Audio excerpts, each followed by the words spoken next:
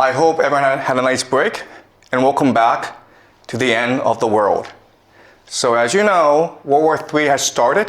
The United States and Israel have started to attack Iran. And we are now in the fourth day of this war.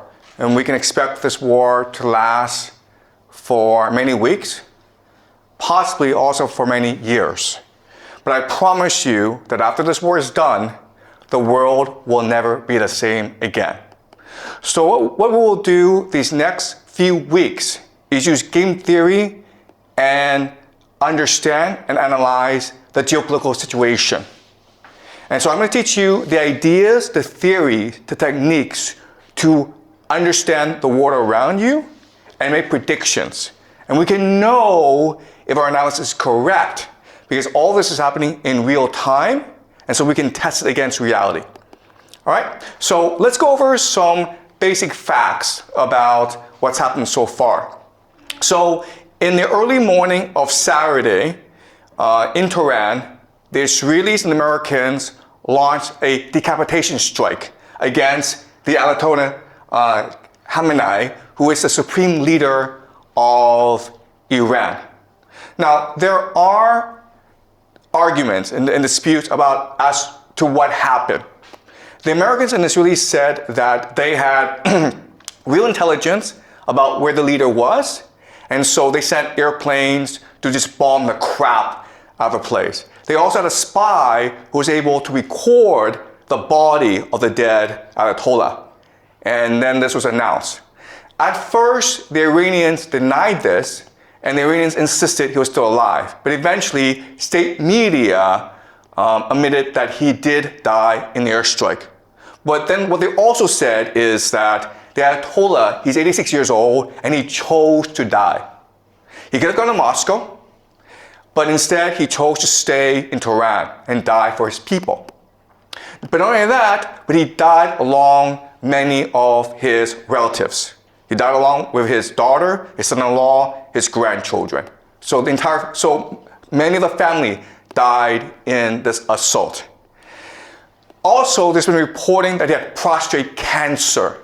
Okay, so he was going to die fairly soon as well. So what you need to understand first about the war is that even though the Americans and Israelis claim great success in decapitating the leadership of the Iranians, from the Iranian perspective, this is a martyrdom, okay?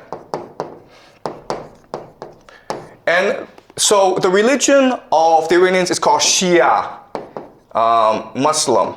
And this is different from Sunni Muslim. So Sunnis are the majority. They're about 9% of all Muslims in the world. The Shia have always been the minority. And as such, they've always been persecuted. So in the Shia faith, the core value, the force that binds everyone together and gives them purpose and meaning in life, that galvanizes them into action, is the idea of martyrdom, which forces jihad. To sacrifice yourself for your religion, sacrifice yourself for the common good. So think of the death of Khamenei as a sacrifice, a self-sacrifice, in order to motivate the Iranians in this war, okay? So that's the first thing you need to understand. That for the Iranians, this is not a geopolitical war. This is not an economic war. This is not a war of resistance. This is a jihad. Okay? It's a war against the great Satan to avenge their leader. They will fight to the death. All right? That's number one. Number two is this. Also that morning, when the Ayatollah was killed, the Israelis struck a school in the south of Tehran, killing about 150 school children. These are girls in primary school. And again, there's a lot of debate and argument as to what happened. The Israelis said that, first of all, the school was next to a military base. We were targeting the military base. And second of all, it wasn't us which struck the school. It was a air defense missile that went off course. Okay? And the Iranians insisted no. The Israelis purposefully attacked the school to kill the school children. And then you're like, why would the Israelis do that? But then these few years, Well, we've seen what they've done in Gaza, in Palestine to the Palestinians. And it's pretty consistent what the Israelis have been doing. All right? So this action against the Israelis, it's meant to show to themselves and the world that we are now all in. Okay? We've made the sacrifice. We are now committed to this war, to winning this war at all costs. And this action has also provoked the Iranian people to resist with their full might, okay? So I want you to keep this in mind. And again, we don't have complete evidence that it's the Israelis who did this, but given past actions from the Israelis, this is fairly consistent with what they've done, okay? So we can assume that this is something the Israelis did. Why they did this, what the purpose is something we will discuss as we move on, okay? It's very complicated. Next, I want to show you this. This is Dubai. And Dubai is considered one of the wealthiest, safest cities in the world. There are thousands, tens of thousands of Westerners who move to Dubai because it's clean, you don't pay any taxes, you make a lot of money, and there are great restaurants. And this is really the economic model of Dubai. It's one of the GCC countries, okay? The Gulf coastal countries. And for the longest time, Dubai had a really good deal because they were under the protection of the American military. So they didn't have to pay for defense. And then they were in the Middle East, which is the oil producing center of the world. And so they focus on aviation, they focus on logistics, they focus on finance, on tourism. They became extremely wealthy, right? I'm not sure if you've taken Emirates, one of the best airlines in the world. So their airport, Dubai Airport, is the busiest in the world. And Dubai, for the longest time, was flourishing under American protection. And Dubai said to the world, listen, we're like Switzerland. We're neutral. We don't want any involvement in any wars. We're here just to take care of our citizens, to make sure everyone has a good time, to make money. And then right after the war started, the Iranians attacked the GCC, okay? Dubai, Abu Dhabi, Bahrain, Qatar, Kuwait, they attacked these places. And these places were like, what's going on? We're neutral, man. We're not involved in this war. And the airport was shut down in Dubai. At one point, the rich people in Dubai were willing to pay about $250,000 US just to get on a plane and get out of there. Okay? So the reality is this. For the longest time, Dubai had a reputation for being safe, and that's why people moved their money there. Guess what, guys? After what the Iranians did, it's dead. Dubai as a city, in the long term, it is dead. Because you're a wealthy Westerner, you're not going to move to a place where it could be attacked anytime by the Iranians. You might move to Singapore, you might move to Hong Kong, Japan, South America, but you're not moving to Dubai, okay? So the big question for us is, why did the Iranians do this? It was the Israelis and the Americans who attacked you. Why go after the GCC? All right? And not only that, but they're escalating the attacks against the GCC. So this is something that we will look at very closely today.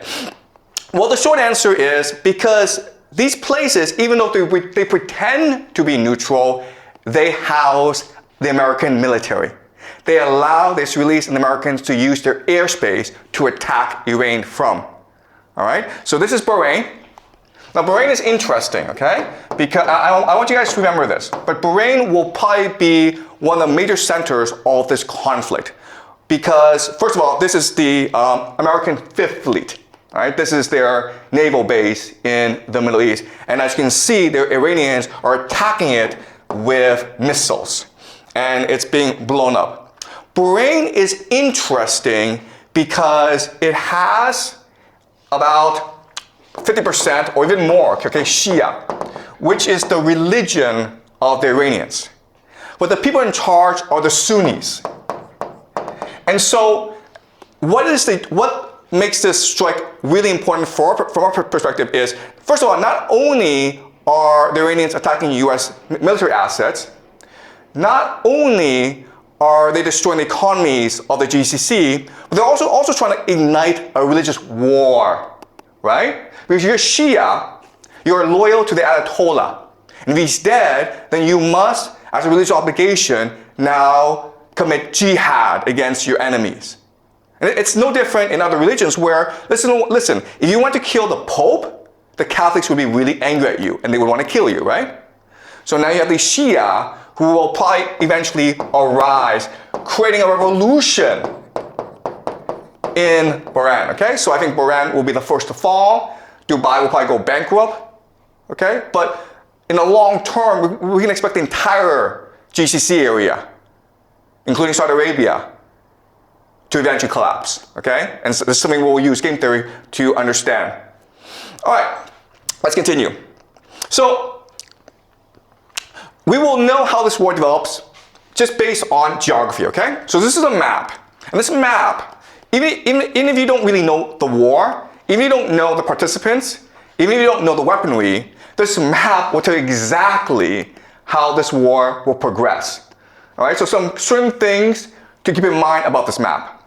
This is what we call this area, okay? Really small, it's 33 kilometers wide, okay? People can swim across it. It's really, really narrow, okay? This small area, guys, it's called the Strait of Hormuz, all right?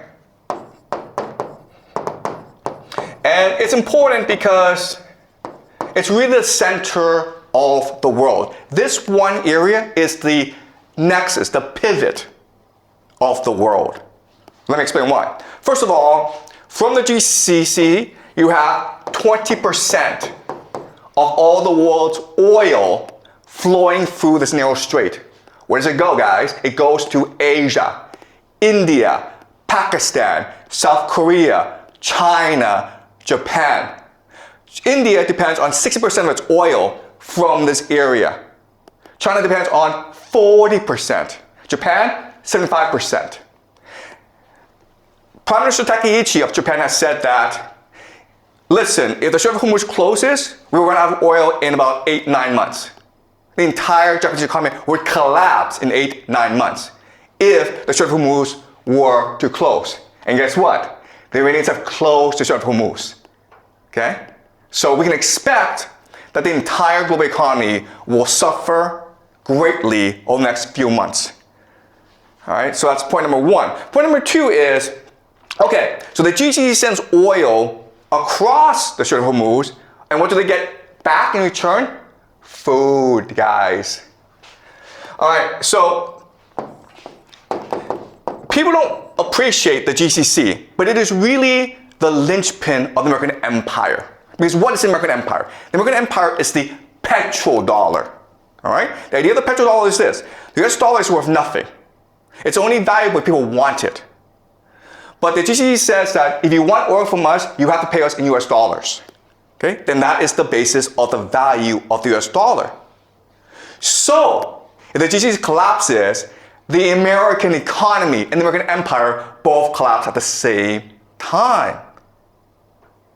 The problem, though, is that GCC is an artificial construct of empire. It does not exist naturally.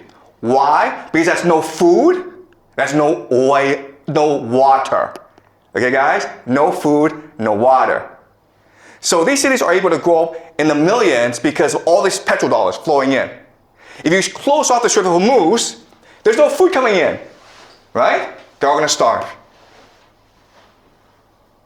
How much food does the GCC get from overseas? 80%. 80% of all the food it consumes comes from overseas, that it imports. It does not grow by itself, it imports. All right? So the Strait of Hormuz is really key. And again, the Iranians will close it in order to strangle the global economy and therefore bankrupt the American empire. All right. Second thing you will notice is these mountains. These mountains is what we call Iran. All right, this is Iran.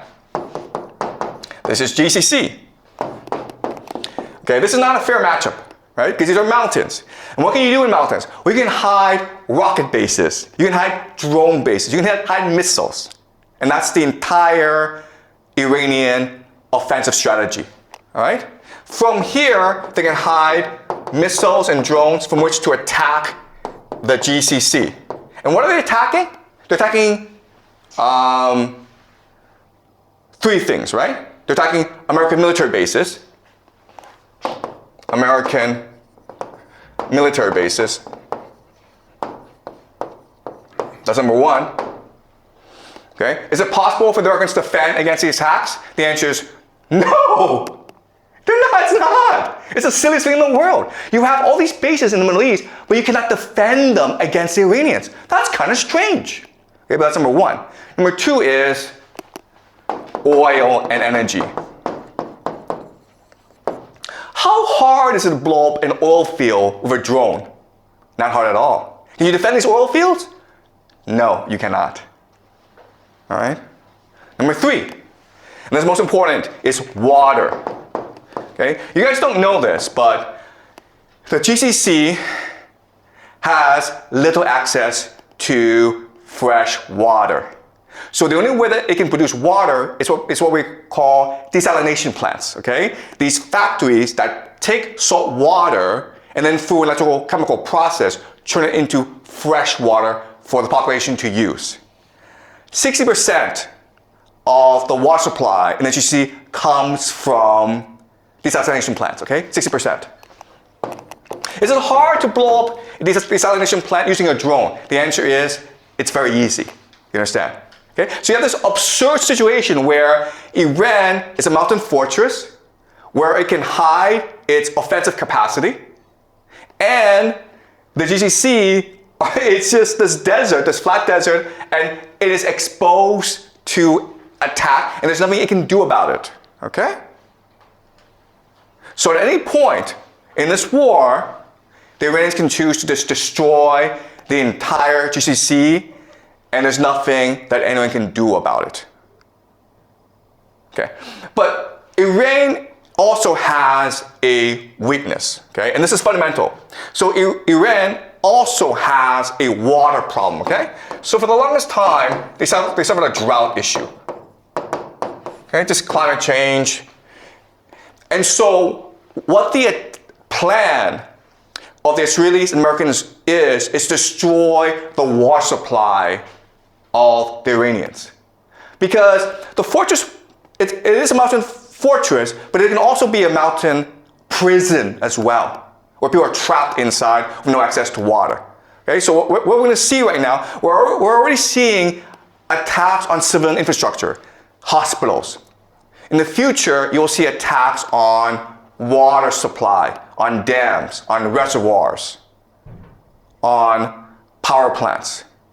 The point, the idea is to make Iran so inhabitable that the people will have to rebel against the people, or there'll be a refugee crisis in Iran. Okay? So as you can see from this map, this war, it is the end of the world. Okay? Both sides have the potential to destroy each other. And it's really a question of how far do they want to go. All right?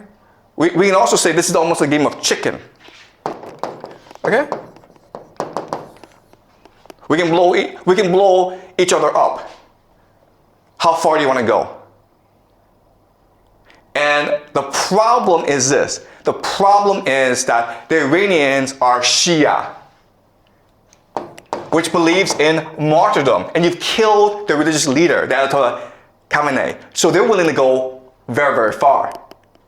The GCC countries are Muslim, but they're materialistic. They love money.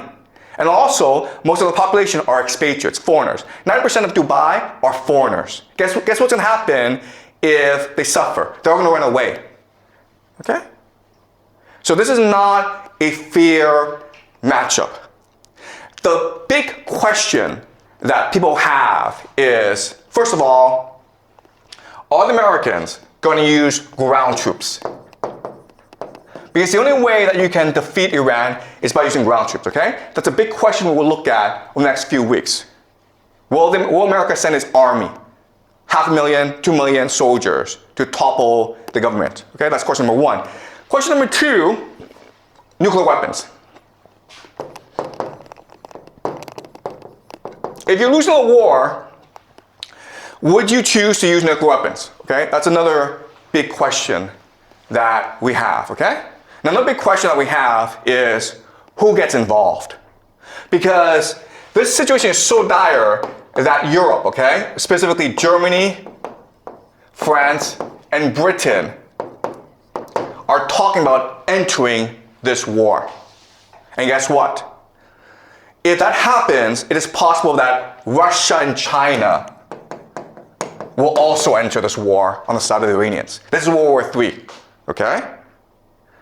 Because of the importance of the Strait of Hormuz, because of the importance of the Middle East, everyone has to get involved at some point. And we're going to use game theory to really try to understand what's happening on the ground and where this could lead us. Okay?